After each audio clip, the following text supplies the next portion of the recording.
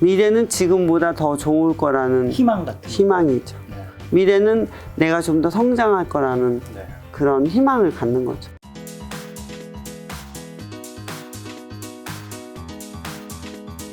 그러면 이제 말씀하신 김에 이 웰싱킹 요 책 이제 내셨으니까 이게 웰싱킹 어떤 뜻일까요? 부자의 생각. 웰스는 네. 부라는 뜻이거든요. 그쵸. 풍요, 부.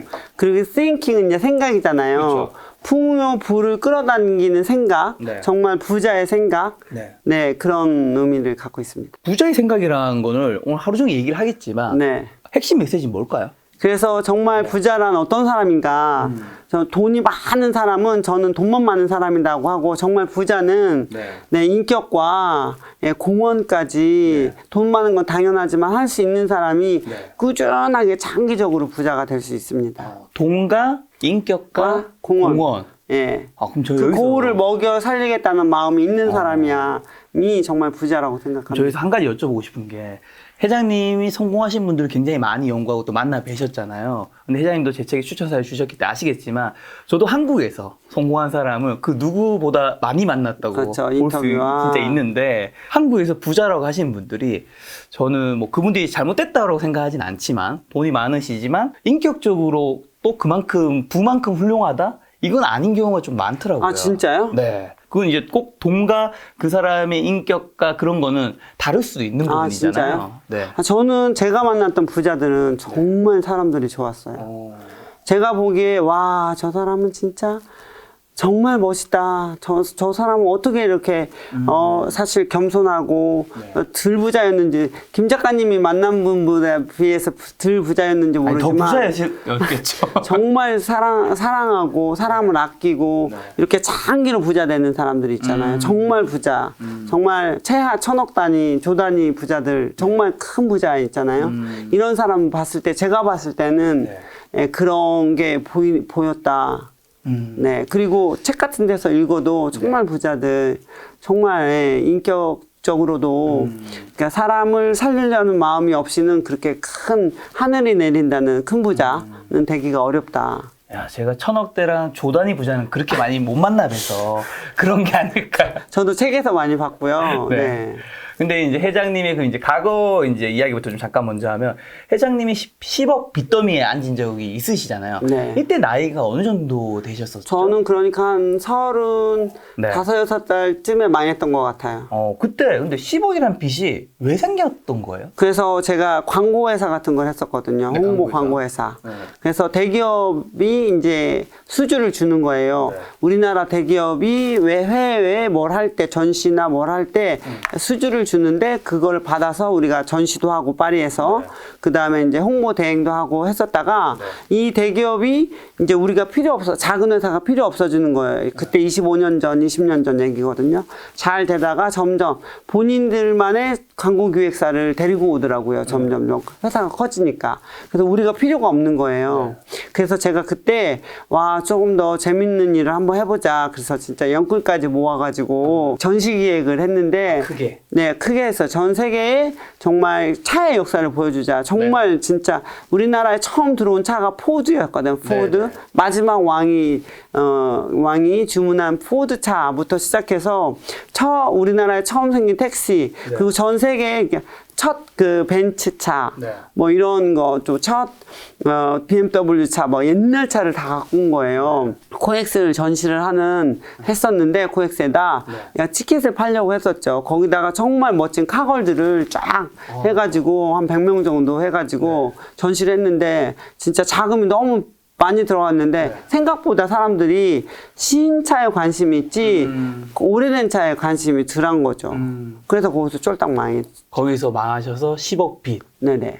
그러면 그 10억 빚을 앉았으면 그때 깨달은 거라는 거. 어떻게 보면 사실 30대 중후반의 나이에 10억 빚이라고 한다면 굉장히 절망의 늪인 거잖아요. 그 절망의 늪에서 놓지 말아야 될 것. 뭐라고 생각하세요? 그래서 제가 이제 그 엄마 때문에 진짜 정말 죽으려고 했었거든요. 엄마 때문에 살았는데 그때 깨달은 거를 이 책에 지금 쓴 거예요. 나는 그렇게 열심히 했는데 거의 이제 나이 40 다 돼가가지고 빚이 10억이 있었잖아요. 나는 그렇게 죽을 만큼 열심히 했는데 왜 나는 가난한가. 그래서 이제 성공한 사람들을 뒷조사를 했죠. 한 1000명 정도를 책 또는 뭐 인터넷 또는 사람한테 물어보기도 하고 해가지고 진짜 공부를 했는데 제가 뭘 잘못했나 해서 공부를 했었죠. 그때 깨달은 게 정말 많죠. 너무 많죠. 그 깨달은 것 중에 오늘 많은 걸 풀겠지만 지금 한 가지만 풀고 가신다면? 네, 제가 거스르려고 했던 거예요. 그 뭐냐면 흐름을 거스르려고 원칙대로 하려고 했었어야 되는데 예를 들어서 제가 진짜 그 다음에 이제 그 전엔 정말 열심히 했어요. 진짜 악착같이 열심히 했거든요. 어떻게든 그 상황을 모면해 보려고 어떻게든 그 모토쇼가 잘 되게 해보려고 정말 어거지로 또는 뭐 때를 쓰기도 하고 업자나 뭐 주변인들을 그렇게 하면서 했는데 지금은 어떻게 됐냐면 지금도 진짜 열심히 하는데 결과는 원칙에 맡기겠다. 그렇게 어떤 원칙이요? 그냥 예를 들어서 내가 되게 열심히 했는데 막 결과 때문에 아둥바둥 하는 게 너무 많았거든요. 그렇죠. 열심히 해놓고도 아둥바둥 거리면서 주위 사람 힘들게 하고 직원들 힘들게 하고 그랬는데 내가 그렇게 열심히 해서 만약에 모토쇼가 안 됐어. 그거는 내가 어찌 해볼 수가 없다. 원칙대로 잘 될 거였으면 잘 됐고, 안 될 거였으면 안 됐겠지. 그래서 그 원칙이 뭐냐면, 이 지구를 돕는 일, 이 사람한테 이로운 일. 그러니까 사람한테 이롭지 않고 지구에 이롭지 않은 일은 이게 원칙이 아니에요. 안 돼요. 이런 거는. 사람을 살리는 일 아니면 안 돼. 여지까지 정말 많은 사람들의 꿈을 이루었겠지만 그 꿈들을 대부분 사람을 위한 꿈이었으니까 이루어졌고 그렇기 때문에 사람이 멸망하지 않고 이렇게 흥하면서 살 수 있었던 거죠. 그럼 돌아보셨을 때 그때 전통적인 차들을 전시한 것들이 그게 잘못돼서 10억 빚을 지신 거잖아요. 그거는 왜 실패하셨다고 보세요? 제가 봤을 때는 정말 그게 사람을 위한 거였나. 전 저만을 위한 거예요. 내가 어떻게 진짜 뭐 대박을 쳐보려고. 이렇게 대박을 쳐보려고 저만을 위해서 막 진짜 화려하게 막 코엑스 같은 데서 막 전시하고 광고, 그냥 나중에 광고 때릴 돈이 없어서 누가 그런 모토쇼를 했는지를 모르는 거죠. 광고를 빵빵하게 떨어지긴 했었어야 되는데. 근데 그럴 돈도 없으면서 나를 위해서 내가 화려한 거를 한 거죠. 만약에 진짜 그런 차를 좋아하는 사람들을 했었으면 좀 외진데다 해서 사실은 그런 게 코엑스 대관료, 그 다음에 이제 광고료, 그 다음에 그런 카걸들이 그때 필요하진 않죠. 정말 차를 좋아하는 사람이었으면 차를 보러 왔었어야 되는데, 카걸들 사진 찍으러 오는 사람이 더 많았었어요. 정말 사람을 살리는 일이 아니라 내 욕심. 나를 살리려고 하니까 남이 왜 나를 도와주는 거야. 내가 남을 도우려는 마음이 없는데. 지금 이제 말씀하신 이제 고난과 관련된 거에서 웰싱킹 책에 나오는 게 목표를 이루는 것보다 중요한 것이 고난을 이겨내는 힘이다라는 문장이 있는데 그럼 고난을 이겨내려면 뭐가 필요할까요? 그러니까 미래에 대한 그 긍정적인 미래는 더 나을 거라는 미래는 지금보다 더 좋을 거라는 희망 같은 희망이죠. 성장이죠. 미래는 내가 좀 더 성장할 거라는 그런 희망을 갖는 거죠. 근데 절망 속에서 진짜 힘이 드는 이유는 이 희망이 없기 때문이잖아요. 희망이 없을 상황이니까 절망에 빠져있다고 저는 생각하거든요. 그 상황에서 희망을 보는 거는 사실은 굉장히 좀 힘들 수 있을 것 같은데. 그래서 저도 정말 힘들었었는데 그 엄마라는 불씨가 전 정말 꺼져가고 있었어요. 정말 저는 그때 샌드강에 빠져 죽으려고 했는데 이 힘이 없어서 샌드강 다리를 이 정도 높이 올라갈 힘이 없어서 제가 못 죽었거든요. 그리고 나서 생각해 보니까 저 밑바닥에 엄마라는 희망이 아직 안 꺼진 거예요. 거의 저는 2년 동안 우울증에 빠져 있었거든요. 그래서 그 사랑, 희망, 그것이 이제 고난을 이겨내고 다시 한번 해볼까?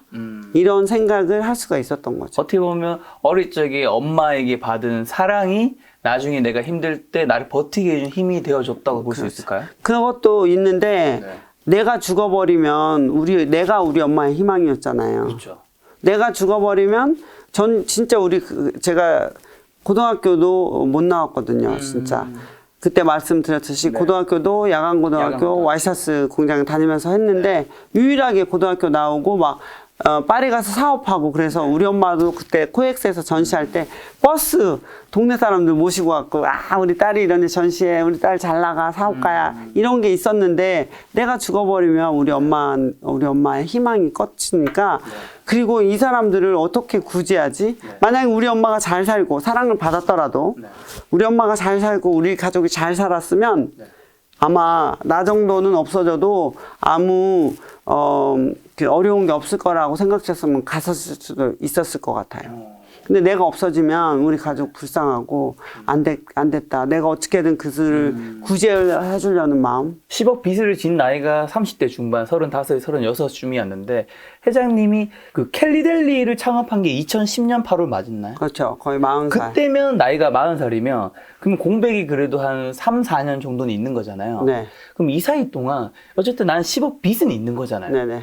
이거를 어떻게 어쨌든 이자라는 게 계속 있었고 내가 돈을 갚아야 될 텐데. 이자는 없었어요. 그게 다 가족, 언니, 친구 그런 사람에 의해서 이자는 없었어요. 주변 지인들한테 10억을 빌리시. 네네.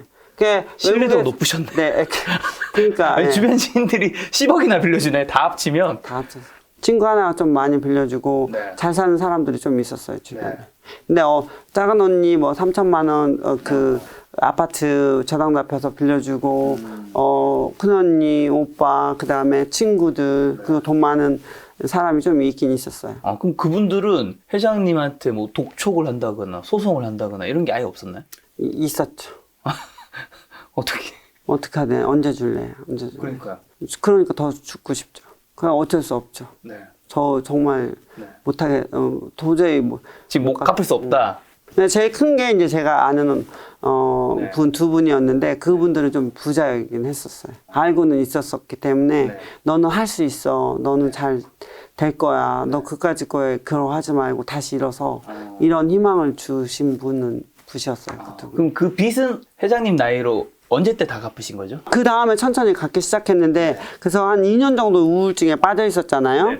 그리고 나서 이제 사업 공부를 하기 시작했는데 2년 동안 마트에 거기서 살았어요. 마트 가서 마트에서 제안할 그거를 한 거죠. 그러면서 제가 이제 그 집이 하나 큰 게 있긴 있었거든요.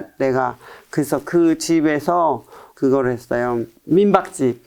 민박집도 하고 가이드도 하고 점점점 2년 동안은 우울해 있었고 그 2년 후에는 민박집을 하면서 아침 식사를 제가 차려줬어요. 민박집을 했는데 방이 3개, 4개 정도 있었는데 한 사람 앞에 한 방을 빌려줬었거든요. 파리에 가면 민박집에 진짜 방 하나에 침대 작은 거 많이 넣어가지고 막 아주 싸게 3만 원, 4만 원 이렇게 학생들이 하는 데 있는데 저는 방 하나에 한 명을 빌려주니까 되게 뭐 변호사님도 오시고 의사 선생님도 오시고 컨페런스 사업가도 오시면 제가 가이드를 해드린 거예요. 통역도 해드리고 돈을 좀 벌 수가 있었어요. 그래서 그 사람들한테 정말 마인드도 많이 배웠어요. 그럼 그때 이제 내가 다시 일어서게 했던 게 이제 민박이었던 거고 캘리델리 전에 다른 사업이 또 더 있었던 건가요? 아니요, 없죠. 아까 그 광고 회사를 했었죠. 그 다음에 이제 캘리델리 그 광고 회사 한 10년 해갖고 빚이 10억 진 거잖아요. 그 모토쇼로. 그 다음에 이제 민박집이랑 가이드. 예. 이렇게 하시다가 통역도 하시고. 그러면서 이제 그 2년 동안 가다가 이제 이 아이템을 내서 슈퍼에 제안을 한 거죠. 그러면 또 우리 시청자분들은 이 캘리델리가 사실 유럽에 주로 있기 때문에 잘 모르시는 분들 계시니까 어떤 사업들을 주로 하시는지. 저희 회사는 캘리델리라는 회사 이름이 있고요. 그 밑에 이제 브랜드가 스시데일리가 가장 커요.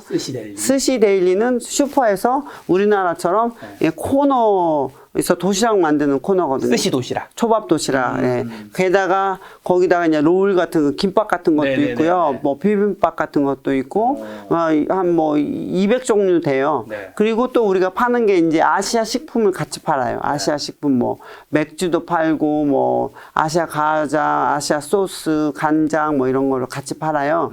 그래서 이제 코너가 있고요. 뭐 사진 이렇게 띄워주시면 좋을 것 같아요. 제가 사진 보내드릴게요.